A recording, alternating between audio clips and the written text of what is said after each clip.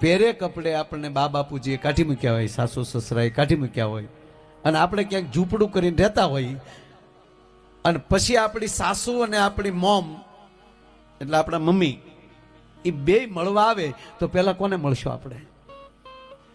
તો કહેવા ગયો બાપ, આજ મહારાજ જનક અને સુનૈનાજી મા જાનકીના માત પિતા પણ આવ્યા હતા, અને અહીંયા ત્રણેય માતાઓ આવી હતી, અને સાહેબ મા ઉભા, જાનકી ઉભા થયા, જગદંબા એ સીતાજી ઉભા થયા ને ધીરે ધીરે ધીરે ધીરે કૈકેયીના કક્ષમાં પગલા માંડ્યા. માં કૈકેયી તો તૂટી વાળીને હોતા હતા, કરે મેં મારા છોકરાઓનું જીવન ઝેર કરી નાખ્યું. હે માં સરસ્વતી, એ કૈકેયીએ શું કામ કર્યું? પછીનો હું નાનો એક પ્રસંગ લઈ, માવતરમાં તાકાત શું હોય છે એ પ્રસંગ તો લઈશું, પણ એ પછી લઈશું. કૈકેયી પાત્ર કોણ છે, આવું શું કામ માગ્યું? પણ આમ જોયા માં જાનકીને ઘાસની પથારીએ, રામને ઘાસની પથારીએ વનના વસ્ત્રો પહેરેલા. સાહેબ ઊંઘ નથી આવતી, હવે તો આહુડાઈ હુકાઈ ગયા. તૂટિયું વાળીને કૈકેયી સુતા થા, એ તૂટિયું વાળીને કૈકેયી સુતા થા, એના પગ પાસે સીતાજી બેઠા. પ્રથમ સીતાજી ન્યા ગયા અને પગમાં હાથ નાખ્યો. માં તમારા પગ લંબાવો ને, લાવો તમારા પગ દબાવી દો. મને ખબર છે તમે મહારાજ દશરથના માનીતા રાણી હતા. મારી માં કૈકેયી બજારમાં નીકળે તો જાજમું પથરાય, ધૂળમાં કોઈથી પગ નથી પડ્યો, અને 8-8 દાસીઓ તો તારા ઓઢણાના શેડા લઈને વાહે હાલી જતી હોય. ઈ મારી માં કૈકેયી ઠેઠ હાલીને આવ્યા. આ શબ્દ જ્યાં પૂરો થયો, કૈકેયી ભેટી ગયા. સીતા, એ જાનકી મને માફ કરજો બેટા, મને માફ કરજો દીકરી, મને માફ કરજો. અને તેથી આ જગતની જગદંબા અત્યારે આપણે યાદ કરવા પડે ને, હજારો વર્ષ પછી તેથી સીતાજી કૈકેયીના પગ પકડીને ચાવડા સાહેબ એટલું બોલ્યા હતા ત્યારે, હે માં કૈકેયી, તમારા પ્રત્યે જો મને ઊંડે ઊંડે દુર્ભાવ હોય તો મને મારા સુહાગના સોગંદ છે, મને તમારા પ્રત્યે જરાય દુર્ભાવ નથી. અને માં બીજું કહો, તમે કોઈ દી ખોટું ન લગાડતા. જાનકી હું કરું? બસ માં, આ બધી પ્રભુ રામની લીલા છે, અને આપણે બે એવા ભાગશાળી છે કે પ્રભુ રામની લીલાના પાત્ર બનવાનો મને તમને અધિકાર મળ્યો, એનો મોકો મળ્યો. એ સદીઓ યોજા હે, સૂર્ય ચંદ્રના તેજ રહે ને માં કૈકેયી, ત્યાં સુધી આપણી ગાથાઓ ગવાહે. આ બધી રામની લીલા છે. મારો કહેવાનો અર્થ, આ દેશના શાસ્ત્રો પરિવારને માવતર હારે કેમ રહેવાય, પરિવાર હારે કેમ રહેવાય ને, એમના ચારિત્રમાં કોઈ દી જોવાનું હોય નહીં. ભલામાણા એ કોઈ દી જોવાનું જ હોય નહીં. હમણાં એક કોલેજની બે દીકરીઓ કોલેજમાં ભણીને બારી નીકળી, લાસ્ટ યરમાં હશે, છેલ્લા વર્ષમાં, એ બારી નીકળીને બે વાતો કરતી જતી હતી કે હે બેન તે રામાયણ વાંચ્યું? એ કે મેં 2 વાર વાંચ્યું. મારે તો એકચ્યુઅલી શું છે, પાછું ગ્રેજ્યુએશન પૂરું થાય ને પછી PhD કરવું છે ને, એટલે મેં 2 વાર વાંચ્યું. તે વાંચ્યું? તક હા મેં 1 વાર વાંચ્યું. કેવું લાગ્યું તને? તક મજા ના આવી. બોલ, જામ્યું નહીં? ચમ ન જાયું? સીતા અભણ હશે. બોલ, નગર એકચ્યુઅલી રામને વનવાસ હતો તો ખોટે ખોટું સાથે હેડવાની ક્યાં જરૂર હતી? જનક જેવો બાપ હતો, ટેસડો ન કરીએ? પાછી કે હું આવું તો જવ જ નહીં. તું ક્યાં જનકનું સોરું છો? અને તારે હાટું સંયમર ન કરવાનો હોય, તારું તો ધ્યાન રાખવાનું હોય. મારી માં તા ઓલી બીજી હતી ને કે હું આવું તો નાહી જ જાવ. કે કેમ? ત્યાં ઘરમાં 3 સાસુ એની કરતા તો જંગલમાં સારું. લે, હવે આ હાટું તુલસીદાસ બાપુએ બળ કરીને રામાયણ લખી દે. ધીરજ ધર્મ બેનું, ધીરજ ધર્મ મિત્ર और नारी. એક મિત્ર, એક અર્ધાંગના, એક તમારી ધીરજ. એ ધીરજ તમારા માવતર, ધર્મ એ તમારી માં. એક મિત્ર અને એક અર્ધાંગના. આફત કાલ પરખીએ ચારી. આફતકાલ એવી આવી જાય અને હંધી કોરથી વાવાઝોડું ઉડતું હોય, હંધી કોરથી હાળ આવતા હોય માથે, અને તે દીની અર્ધાંગના એમ કહે ને કે દુનિયા ભલે ને તમારા માટે ગમે એમ કરે, હું બેઠીને તમે ચિંતા ન કરતા, ત્યારે માણસ જીવી જાય સાહેબ.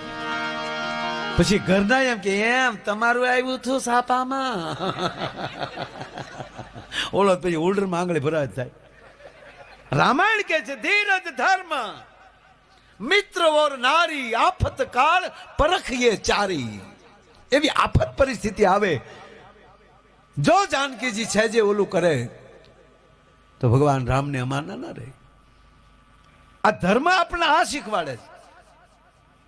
આ ભગવાન કૃષ્ણ છે તો નથી ઘણા વાતો કરતા, તમારા ધર્મમાં ભગવાન કૃષ્ણ છે એ તો ગોપીઓના વસ્ત્ર ચોરતા. કેવી કેવી વાત કરતા છે તમે કલ્પના કરો. ગોપીઓને ભાળીને વાહળી વગાડતા. કોડા એ દ્રૌપદીના ચીર પૂર્યા તને ન દેખાણા. જે ગોપીઓના વસ્ત્ર હરી શકે ને એ પાછો દ્રૌપદીના વસ્ત્ર પૂરી પણ શકે, અને જે ગોવાળિયા ભેગો વાહળી વગાડી શકે ને એ રણ સંગ્રામમાં શંખ પણ ફૂંકી શકે. આપણે બેમાં એક વસ્તુ કરી, કાં કોકનું બૂસ મારી. મારા અમુક અમુક તો હું કામ ઉપરથી આવીને હજી એને પોતાને ખબર નતો. ખરેખર જે ફાવે એ ધંધો કરાય. જો આવા આવા આવા સારા સભ્યો, ધારાસભ્યો બને, સાંસદો બને તો સમાજનું કલ્યાણ થાય. હવે જેને વિધાનસભાના વની ખબર ન હોય, પાર્લામેન્ટના પની ખબર ન હોય, એ કે અમારે ઊભું રહેવું. તું વાડીએ ઉભો રહે ને રોજ ઉડકાય. ખરેખર જેને ફાવે એ ધંધો કરાય સાહેબ. આ મને આવડે, મારથી તબલું ન વાગે, મરી જાવ તોય ન વાગે, એ આનથી જ વાગે. એની કલા છે. આ બેન્જો ન વાગે મારથી. ન ફાવે ધંધો ન કરાય. મને 2-3 વાર કીધેલું સાહેબ કે જંપલાવો નહીં. હું આમાં જંપલાવા એમાં તમને વાંધો શું છે?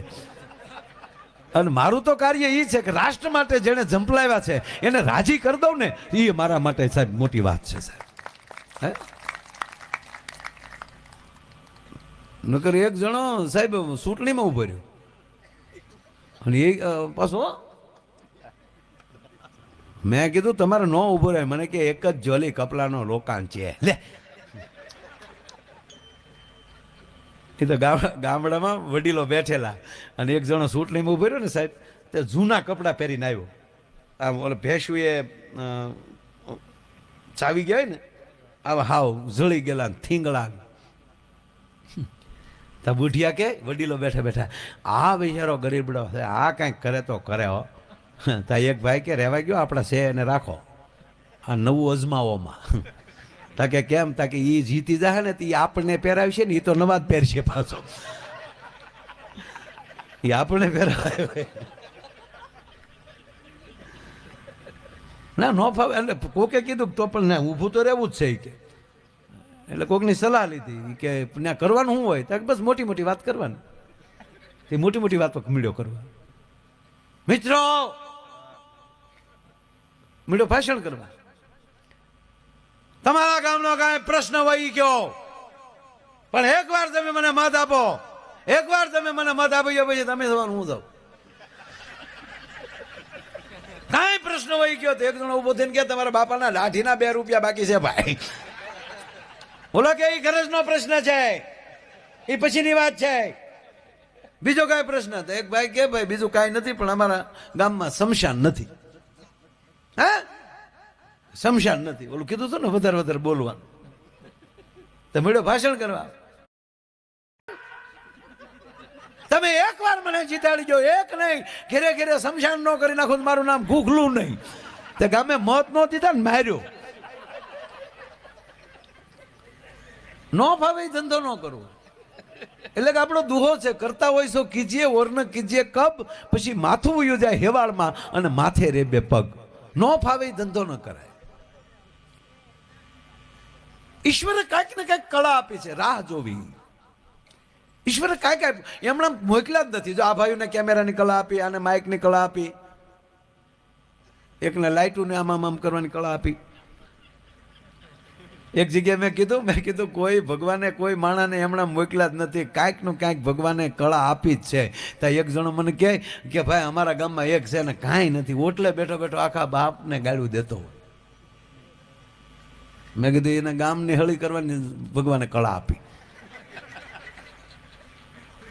અરે એક શેરીમાં એક બાપા રે, સાહેબ દાઢી બાપુ કૂતરાથી ન ગળાયો. એ શેરીમાં લાકડી જ લઈને બેઠા હોય, ભૂણું તો ભાડ્યું ન કરીને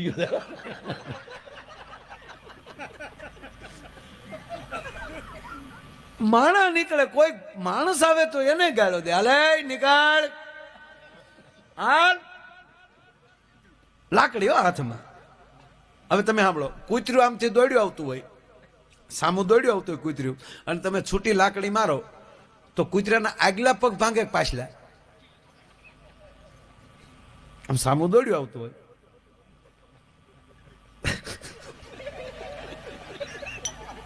અને આમ લાકડીને ઘા કરો, આગળ આમાં પેલા જ પગ ભાંગે ને, આગળ દોડ્યું આવતું હોય તો એ આગલા જ પગ ભાંગે નહીં. આ બાપો ઘા કરે એટલે પાછલા ભાંગી નાખતો. બોલો, મારે ગમે પાછલા જ ભાંગવા પછી